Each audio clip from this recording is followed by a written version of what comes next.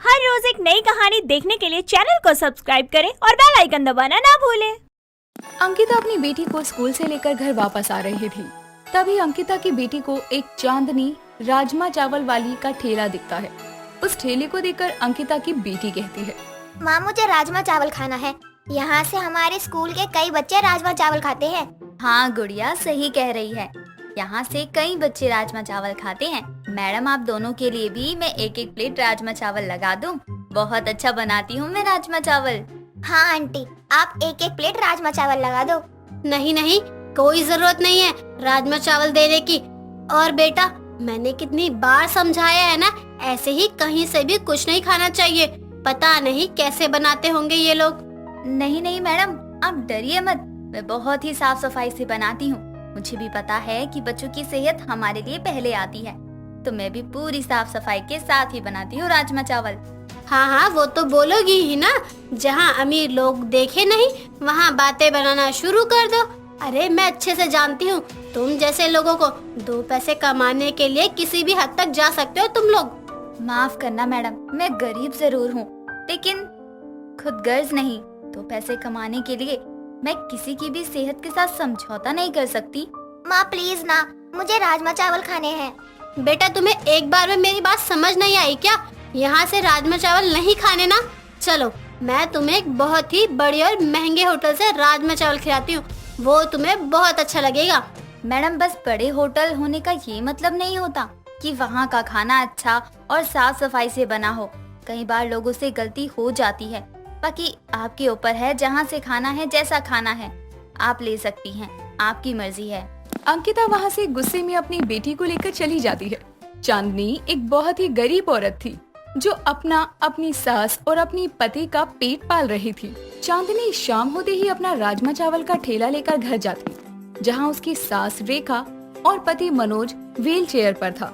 बहू, तुझे पता है ना, आज मनोज की दवाई खत्म हो गई है। मैंने तुझे सुबह भी कहा था कि आते समय मनोज की दवाई लेती आइयो। तू लाई है ना मनोज की सारी दवाइयाँ? माँ जी वो क्या कह रही है? साफ साफ बताना क्या बात है। माँ जी, आज भी राजमा चावल की ज्यादा कमाई नहीं हुई। 2-4 बच्चे आते हैं, उन बच्चों की वजह से ही हमारे घर का राशन पानी चल रहा है। दवाई लेने लायक तो पैसे बचते ही नहीं हैं। और जो ये राजमा चावल इतना उधार ले लिया है, इसके पैसे कौन चुकाएगा? माँ जी, मुझे तो कुछ समझ नहीं आ रहा है। मैं जितना सोचती हूँ कि मैं मेहनत करूँ, घर में 4 पैसे आएंगे, लेकिन देखिए ना, जब ज्यादा बिक्री ही नहीं होती तो कमाई कहाँ से होगी। मेरे तो उसी दिन कर्म फूट गए थे जब मैं तुझे बहू के रूप में घर पर लाई थी। जब से घर में आई है तब से घर की लक्ष्मी तो ना बन सकी, लेकिन कुलक्षणी जरूर बन गई है। खा गई मेरे घर को तू। माँ जी, आप हर बार मुझे ही क्यों सुनाती हैं? कभी ये भी तो देखिए कि मैं कितनी मेहनत कर रही हूँ ताकि घर अच्छे से चल सके, लेकिन आप तो घूम फिर कर सारे दोष मुझ पर ही डाल देती हैं। अरे तेरी वजह से ही तो ये सब हो रहा है। मेरा बेटा इतनी अच्छी नौकरी करता था, लेकिन बस तेरी वजह से बेचारे की ऐसी हालत है। गरीब तो पहले ही थे, लेकिन तेरे आने के बाद तो पाई पाई के मोहताज हो गए हम लोग। माँ बस भी करो ना, आप भी हद ही कर देती हो। अरे जो भी हुआ उसमें चांदनी की क्या गलती थी? गलत तो चांदनी के साथ हुआ है। जहाँ नई बहू घर संभालती है, वहाँ चांदनी को काम पर जाना पड़ रहा है। पता नहीं कौन सा जादू जानती है ये लड़की, मेरे बेटे को तो काबू में कर ही रखा है। रेखा अपनी बहू चांदनी को खूब भर भर कर खरी खोटी सुनाती ही रहती है, लेकिन चांदनी फिर भी हिम्मत नहीं हारती और बस कोशिश करती रहती है कि किसी तरह उसका काम चले और लोगों को उसके हाथ से बनाए राजमा चावल अच्छे लगे। कई दिनों तक ऐसे ही वो स्कूल के बाहर राजमा चावल बेचती रहती है, लेकिन उससे चांदनी की बहुत ही कम कमाई होती थी, जिससे घर का खर्चा भी नहीं चल पाता था। एक दिन चांदनी एक बड़ी सी बिल्डिंग के बाहर राजमा चावल बेच रही थी। तभी उस बिल्डिंग में जो ऑफिस था, उसमें से एक मयंक नाम का आदमी चांदनी के ठेले के पास आता है। अरे जरा सुनिए, जरा एक प्लेट राजमा चावल लगा दीजिए। जी अभी लगाती हूँ, बस 5 मिनट दीजिए। चांदनी जल्दी से एक प्लेट में राजमा चावल लगाती है और मयंक राजमा चावल खाता है। उसे वो चावल बहुत पसंद आते हैं और वो बोलता है, अरे वाह, आपके राजमा चावल तो बहुत ही अच्छे हैं। ये आपने खुद बनाए हैं क्या? जी हाँ, ये मैंने ही बनाए हैं। आपको पसंद आए? पसंद? अरे बहुत पसंद आए हैं। हमारे ऑफिस के कैंटीन में ऐसा राजमा चावल नहीं मिलता है। तभी तो मैं हमेशा लंच करने बाहर आ जाता हूँ। और देखो आज तो मुझे आपके हाथ के राजमा चावल भी मिल गए। जी शुक्रिया आपका। आप यहाँ रोज क्यों नहीं लगाती हो? आपके हाथों में बहुत स्वाद है। और हाँ, मैं तो ये भी बता सकता हूँ, अगर आप हमारे लंच के टाइम पे लगाओगी ना तो आपके सारे राजमा चावल तुरंत ही बिक जाएंगे। वो क्या है ना, मैं जानता हूँ सबको आपके हाथ का बना हुआ राजमा चावल बहुत पसंद आएगा। कहाँ साहब, यहाँ तो मैं जगह जगह जाकर राजमा चावल बेचती हूँ, स्कूल के बाहर बेचती हूँ, लेकिन फिर भी 2 पैसे से ज्यादा कमाई हो ही नहीं पाती। यही तो दिक्कत है आजकल के लोगों में। अरे किसी भी काम को आगे बढ़ाने में या बढ़ने में कम से कम 2 या 3 महीने लग जाते हैं। आप लोगों को तो जल्दी चाहिए होता है। अरे इतनी जल्दी थोड़ी होता है कुछ। भाई साहब, यहाँ 2-3 महीने नहीं बल्कि पूरा 1 साल होने वाला है। घर की परेशानी भी इतनी है और कमाई तो बहुत ही कम होती है। खैर छोड़िए, आपको राजमा चावल पसंद आए यही बहुत है। आप तो यहाँ ठेला लगाते ही हो, लेकिन देखना एक दिन इसी राजमा चावल की वजह से आप बहुत अच्छी जगह काम करेंगी। मतलब क्या है आपका बड़ी जगह से? समझाना क्या चाहते हैं आप मुझे? कुछ नहीं, मुझे तो आपका राजमा चावल बहुत पसंद आया और मैं तो बस आपसे ये कहूँगा कि आप रोज इसी समय राजमा चावल बेचा करो। मयंक और चांदनी इसी तरह बातें करने लगते हैं। उसके बाद चांदनी रोज वहाँ राजमा चावल बेचने के लिए जाने लगती है।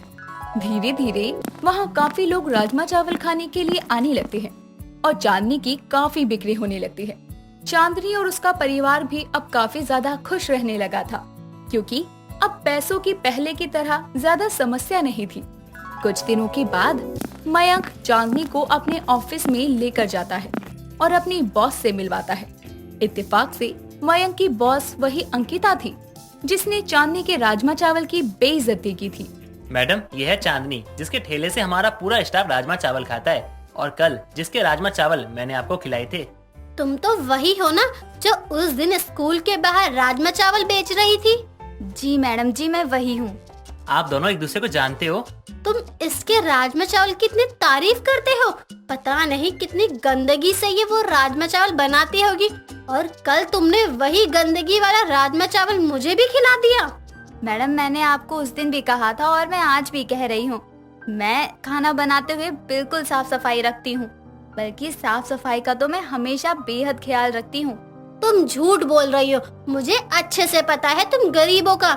माफ करना मैडम, ये कंपनी आपकी है, लेकिन इसका मतलब ये नहीं है कि आप किसी को कुछ भी बोल दोगी। तुम इस गरीब राजमा चावल वाली के लिए मुझसे बहस कर रहे हो? पहली बात तो ये मैडम, ये ना बहुत साफ सफाई से खाना बनाती है। आपका पूरा स्टाफ इसी का राजमा चावल खाता है और आज तक किसी की भी तबीयत थोड़ी सी भी खराब नहीं हुई है। तो आप कैसे कह सकते हैं कि ये गंदगी में खाना बनाती है? अरे ओ मैडम प्लीज, अब तो इन्हें मैं अच्छे से जानता हूँ और इन्होंने कई बार मेरे सामने राजमा चावल बनाए हैं और मुझे खिलाए भी हैं। कल तो आपने भी खाया था और तारीफ तो बहुत कर रही थी आप। मयंक की सारी बातें सुनने के बाद अंकिता को अपनी गलती का एहसास होता है। मुझे माफ कर दो, मैं हमेशा से ही अपनी अमीरी का घमंड में चूर रहती थी, लेकिन मेरी सारी बातों से हटकर एक बात सच कहूंगी कि सच में तुम्हारे हाथ के बने राजमा चावल में बहुत स्वाद है। Thank you madam. और मैं तुम्हें अब परमिशन देती हूँ अपनी कैंटीन में राजमा चावल के स्टॉल लगाने की। चांदनी को एक बहुत ही बड़ा अवसर मिल जाता है खुद को आगे बढ़ाने का, जिसमें वो बहुत मेहनत करती है। आशा अपनी जेठानी सोनम से कहती है, सोनम दीदी, मैं क्या बोल रही हूँ, बहुत दिन हो गए, घर में कितनी शांति है। चलो ना हम कुछ मस्ती करते हैं, मजा आएगा पक्का। नहीं नहीं, तुमने पिछली बार भी शैतानी की थी और देवर जी को कितनी परेशानी हुई थी तब। अरे आप भी ना कितना डरती हो, कुछ नहीं होने वाला, मैं हूँ ना, तो फिर क्यों डर रही हो? देखो आपको कुछ नहीं करना, जो मैं बोलूँ बस वही करते रहना, बाकी सब मैं संभाल लूंगी बस। नहीं नहीं, तुम अकेले ही करो जो करना है, मुझे वैसे भी बहुत काम है, मैं जा रही हूँ रसोई में।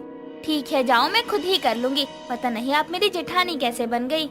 वही तो, आप इतनी शैतान हो और मैं इतनी मासूम।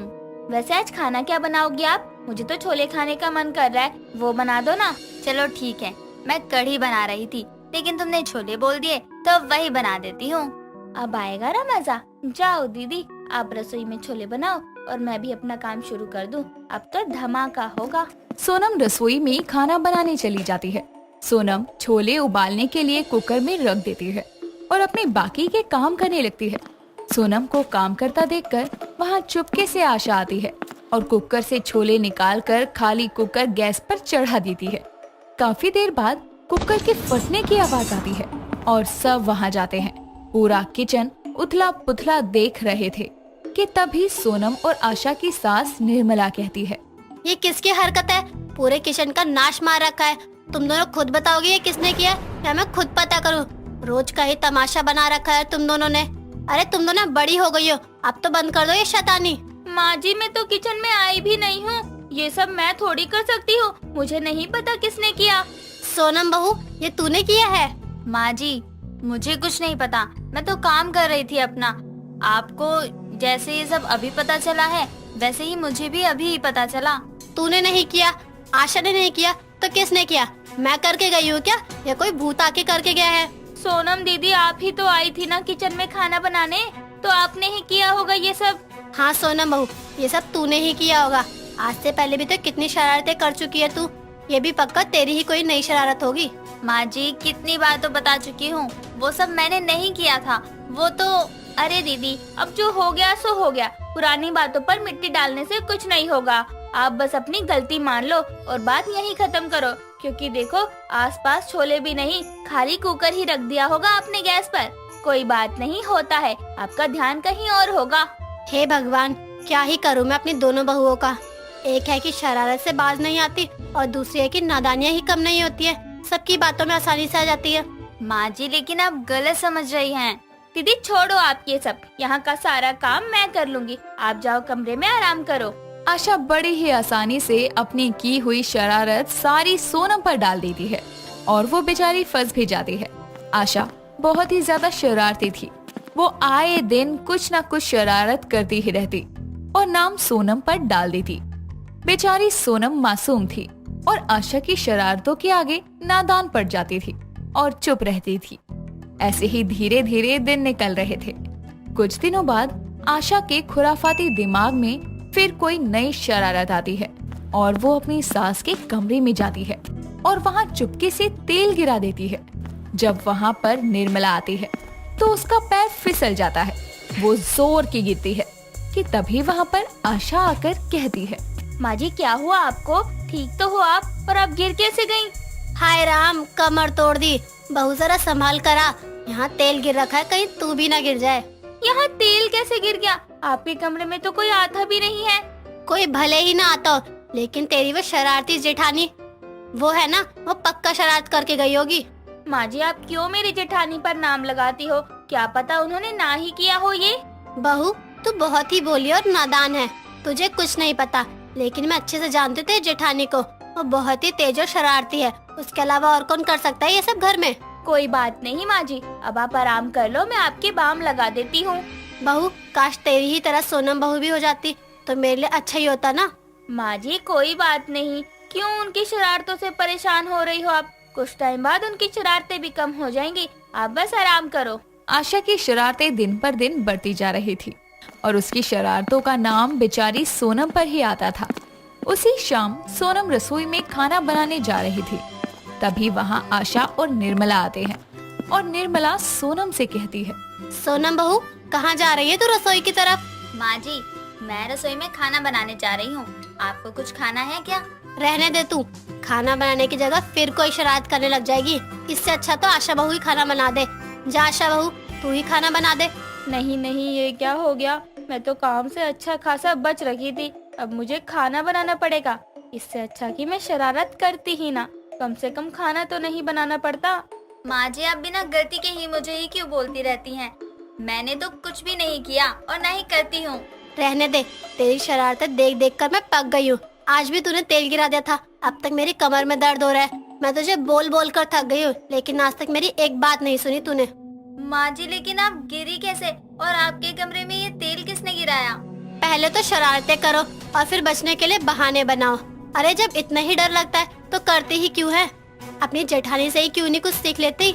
माँ जी मैं बोल तो रही हूँ, आप फिक्र मत करो, धीरे धीरे दीदी भी ठीक हो जाएगी। और आप चिंता मत करो, दीदी मेरे साथ में ही रसोई में जाएंगी, मेरे साथ रहेंगी तो कोई शरारत भी नहीं कर पाएंगी। हाँ बहू तू ही लेकर जाए इसे अपने साथ और कुछ अकल दे। बहू बन गई लेकिन बचपना अभी तक नहीं गया, आपके अपने बच्चों के आने के बाद ही सुधरेगी। चलो ठीक है, आप बोल रही हो तो मैं इनके साथ जाकर ही खाना बना लेती हूँ। और हाँ जरा ध्यान रखियो, कहीं मेरी नादान बहू आशा उसको मत परेशान करने लग जाइयो।